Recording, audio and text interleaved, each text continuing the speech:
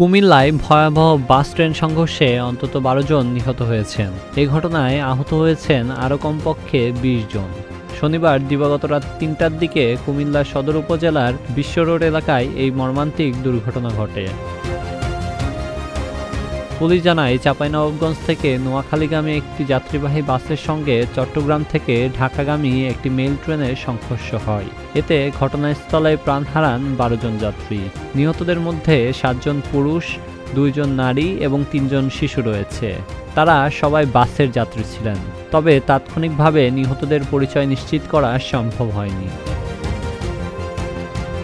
খবর পেয়ে দ্রুত ঘটনাস্থলে পৌঁছে উদ্ধার কাজ শুরু করে ফায়ার সার্ভিস, রেলওয়ে পুলিশ ও হাইওয়ে পুলিশ। পরে নিহতদের মরদেহ উদ্ধার করে কুমিল্লা মেডিকেল কলেজ হাসপাতালে পাঠানো হয়। কুমিল্লা মেডিকেল কলেজ হাসপাতালের জরুরি বিভাগ সূত্রে জানা গেছে, বর্তমানে সেখানে ১২ জনের মরদেহ রাখা হয়েছে। এছাড়া গুরুতর আহত হয়ে ৪ জন হাসপাতালে ভর্তি রয়েছেন।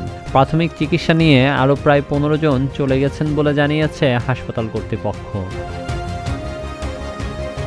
আহত এক যাত্রী ওমর ফারুক জানান, তিনি ঘুমিয়েছিলেন। হঠাৎ তীব্র ধাক্কায় ঘুম ভেঙে যায়। পরে দেখেন তার বাসটি দুমড়ে মুচড়ে গেছে।